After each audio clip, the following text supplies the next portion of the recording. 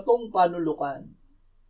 Si Pedro na puspos ng Espiritu Santo ay sumagot, "Kayong mga pinuno ng bayan at matatanda, kung kami sa araw na ito'y sinisiyasat dahil sa kabutihang ginawa sa isang taong may kapansanan, na tinatanong kung paano napagaling ang taong ito, dapat malaman ninyong lahat at ng buong sambahayan ng Israel na nakatayo ang taong ito sa inyong harapan na walang sakit sa pangalan ni Jesucristong taga Nazaret, na inyong ipinako sa krus at binuhay ng Diyos mula sa mga patay.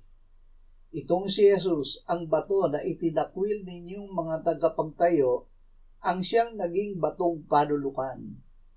Walang kaligtasan sa kanino paman, sapagkat walang ibang pangalan sa ilalim ng langit na ibinigay sa mga tao na ating ikaliligtas."